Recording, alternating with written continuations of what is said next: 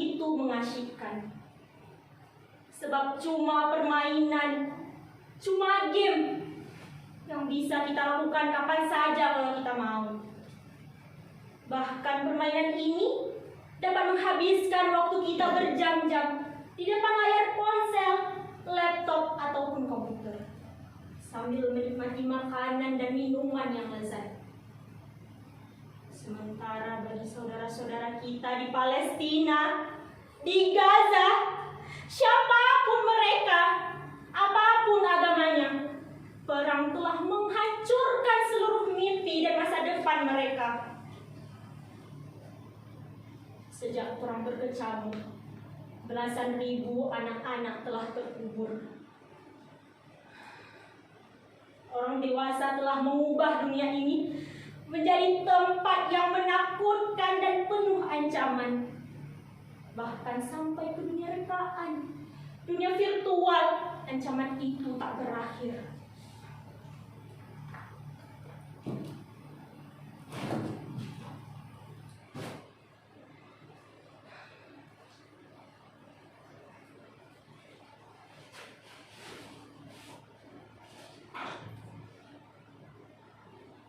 Mengapa Tuhan tak menciptakan tanah yang lain, bumi yang lain, yang hanya dihuni oleh anak-anak, dipenuhi oleh tempat bermain, rumah-rumah yang tentram, makanan yang cukup, dekat persaudaraan dan persahabatan, taman-taman bunga, dan kebun-kebun yang selalu berbuah.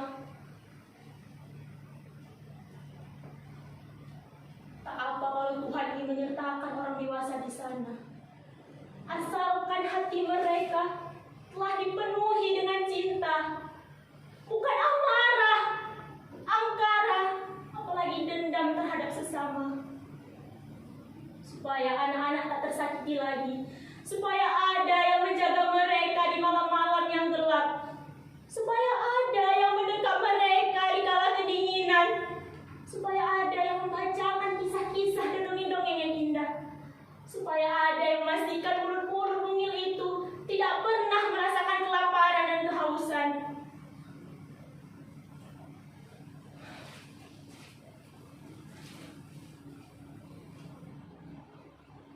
Aku mendapatkan perahu ini beberapa mil dari sini. Berhari-hari aku menyusuri pantai, mencari perahu bekas pelayan yang sudah tak terpakai lagi. Aku beruntung, Pak Nyoman, nelayan tua yang baru saja mendapatkan bantuan perahu baru, memberikan perahu lamanya ini untukku. Dengan perahu inilah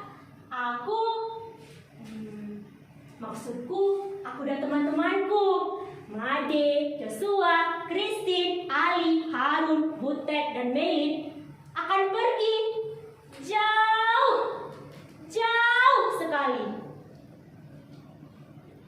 Mungkin sekarang kalian diam-diam bertanya, mengapa sekarang aku sendirian? Di mana teman-temanku itu? Sabarlah, pelan-pelan kalian akan mengetahui mereka. Mereka ada, hanya terkadang seolah-olah tak ada. Atau mungkin dia nggak tak ada. Aku malahan prihatin karena tak berhasil menemukan kalian. Aku sudah mencari kalian di rumah-rumah kalian yang baru itu. Iya, di kampung Maya. Mengunjungi alamat kalian satu-satu, meninggalkan pesan, tapi tak satu pun dari kalian yang membalas pesanku itu.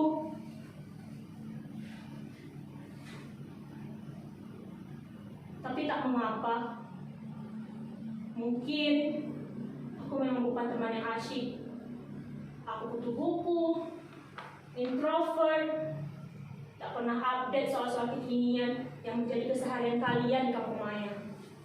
Itulah mengapa aku menyisih ke daerah tempat ini. Hingga aku menemukan sebuah ide sederhana ini. Membuat perahu persaudaraan yang akan berlayar ke laut lepas menuju Gaza. Tapi saat perahu ini aku tampilkan di media sosial, mengajak siapa saja yang mau berlayar denganku, kalian kalian malah menertawaiku dan menganggapku sakit. Makanya, jangan kebanyakan baca novel. Bisanya berkhayal melulu. Itu perahu dipakai buat mancing aja jebol. Gimana mau dipakai buat berlayar? Urusan Gaza udah ada yang urus. Jangan ngadi-ngadi deh. Lawak, sayang, enggak lucu. Ya, begitulah kalian menanggapi ajakanku. Aku hampir saja memang sudah merasa tak waras dengan ideku ini. Tapi untunglah pada suatu malam teman-temanku datang mengunjungiku. Saat itu aku sedang tertidur di dalam perahu ini. Mereka, Joshua, Meilin, Christine, Made, Ali, Harun, dan Butet datang. Dan ya, idenya sederhana. Bermula dari hobiku yang ingin selalu memainkan di peperangan, hingga rasa kasihan yang tiba-tiba muncul begitu saja terhadap nasib anak-anak korban perang di Gaza. Aku mengajak teman-temanku untuk berkumpul, lalu berpikir untuk melakukan sesuatu. Bagaimana kalau kita mengumpulkan uang atau barang atau pakaian atau apa saja selama 1 bulan ini, lalu kita bawa berlayar? Begitu kata Meilin. Aku akan membuatkan sebuah lagu cinta untuk anak-anak di Gaza. Lagu ini akan aku sebarluaskan di seluruh media sosial. Dengan begitu, kita akan mendapatkan uang yang besar dan empati untuk membantu orang-orang di Gaza. Ide Joshua yang satu ini langsung disetujui oleh Butet. Keduanya memang gemar bermusik. Lain lagi dengan Ali dan Harun. Mereka mengajak kami semua untuk tidak berfoya-foya dan makan yang cukup, sebagai bentuk rasa hormat kami dan rasa sayang terhadap anak-anak yang kelaparan di Gaza. Sementara Christine menyarankan agar kami menuliskan surat, lalu mengirimkannya ke tembok ratapan di Yerusalem. Sedangkan aku dan Made mencari perahu untuk melayarkan semua harapan itu.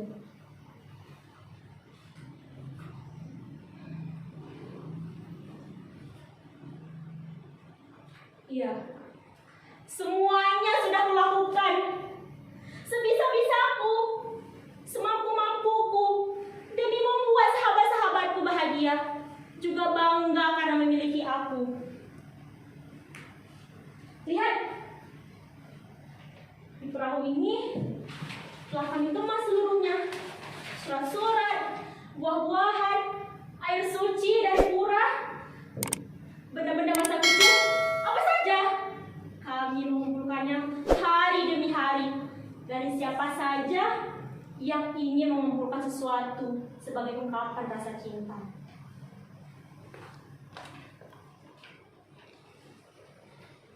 Perahu ini akan kularungkan ke lautan. Kami tahu apapun yang kami lakukan hanya sebagai setetes air di tengah samudra penderitaan saudara-saudara kita di sana. Kami tahu kami hanya bagaikan seperti seekor semut yang membawa setetes air untuk memadamkan Ibrahim alaihissalam yang terbakar. Tapi dengan cara inilah dan hanya inilah yang dapat kami lakukan untuk mengungkapkan rasa sayang dan cinta kami terhadap anak-anak di Gaza. Mereka yang telah meninggal atau sekarang sedang bertahan hidup dengan remah-remah roti di mangkuk karatan mereka, berebut bubur-bubur dingin yang hancur.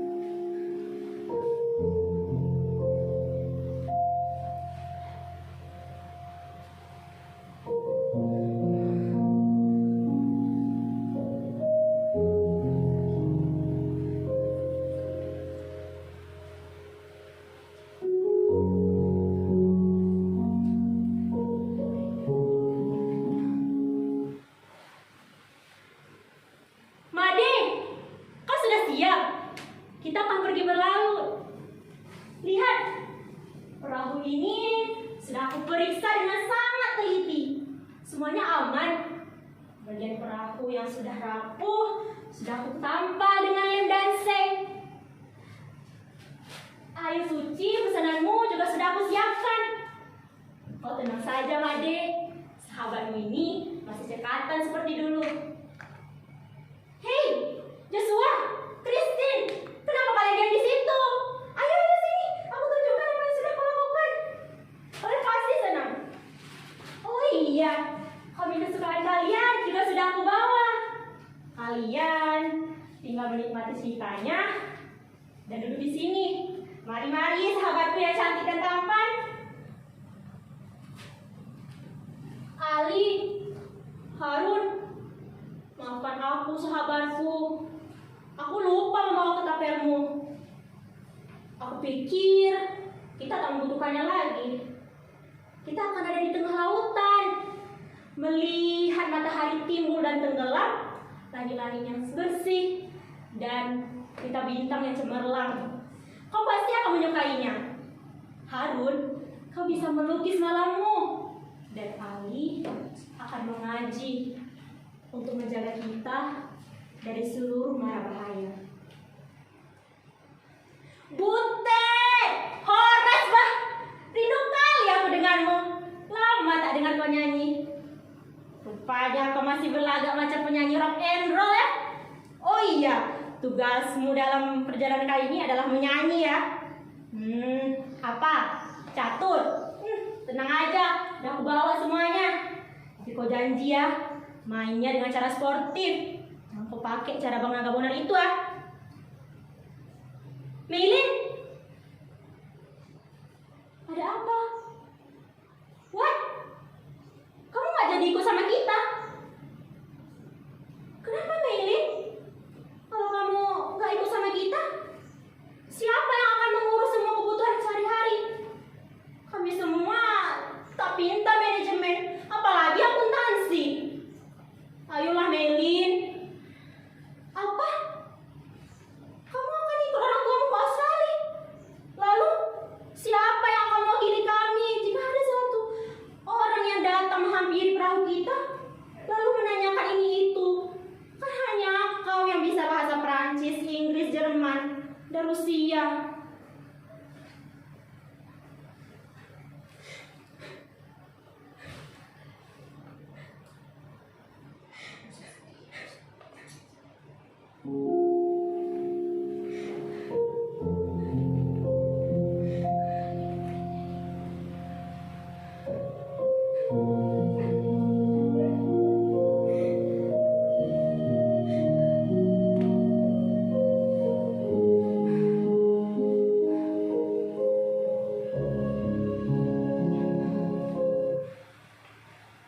Meilin adalah sahabatku.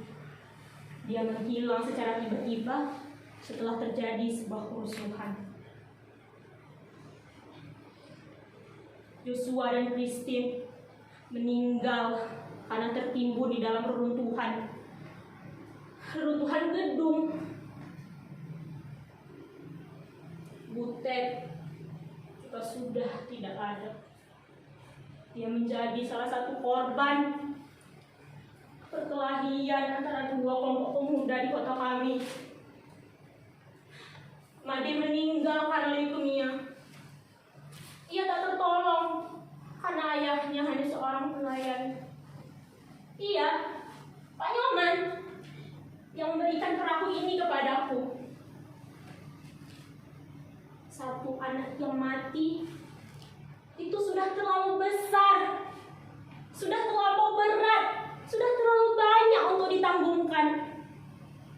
Kini di Gaza, di Palestina, setiap jam, mungkin setiap menit akan ada selalu anak-anak yang meninggal karena peluru, karena mortir, karena kelaparan, karena amarah, karena selalu ada yang dianggap sebagai orang lain yang harus disingkirkan. Mengapa amarah dan kebencian ini tak pernah berakhir?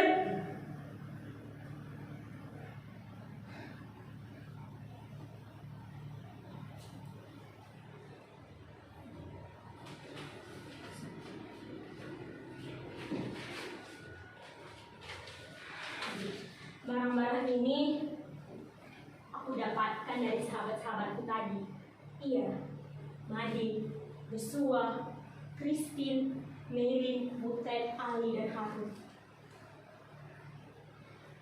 Dengan menyimpannya, aku masih bisa mengenang kehadiran mereka. Di saat aku merasa sangat sendiri dan kerinduanku terhadap anak-anak di Gaza dianggap sebagai khayalan gila, mereka datang dalam mimpiku. Kami di sana mempunyai sebuah perahu. Kami akan pergi berlayar jauh. Kami seperti sebuah titik di tengah gelapnya samudra.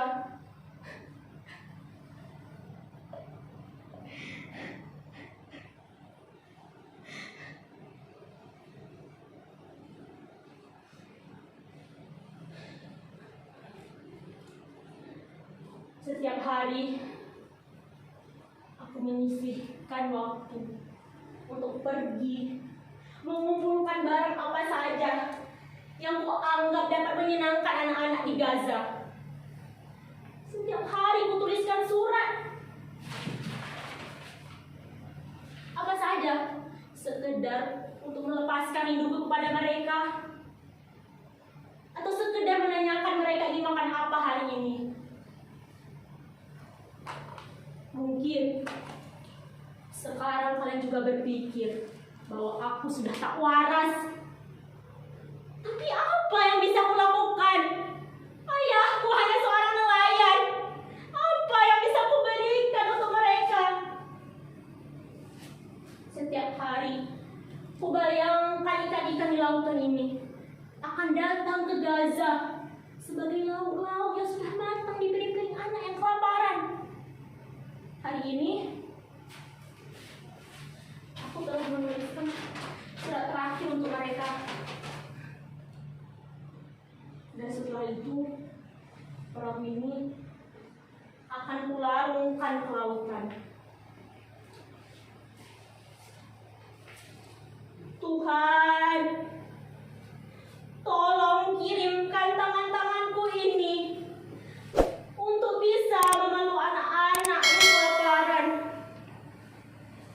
Tolong kirimkan sepasang kakiku ini sebagai penopang tubuh-tubuh saudara-saudara kami yang terkapar di tengah-tengah gedung yang terbakar. Tolong kirimkan kedua mataku ini untuk menggantikan mata-mata anak-anak di Gaza yang menangis karena ketakutan dan kelaparan. Tuhan, tolong kirimkan dadaku ini sebagai perisai bagi anak-anak yang diburu oleh mortir dan peluru. Tuhan, tolong kirimkan badanku ini, ubahlah menjadi roti-roti yang tak akan pernah habis, yang agar supaya anak-anak di Gaza tidak lagi merasakan kelaparan di bumimu ini yang kini penuh angkara.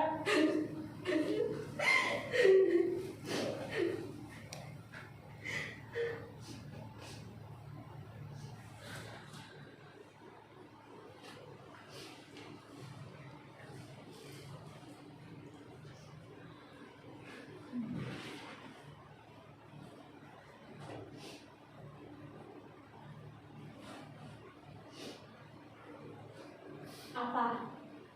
Kalian menanyakan namaku siapa? Namaku Nusantara.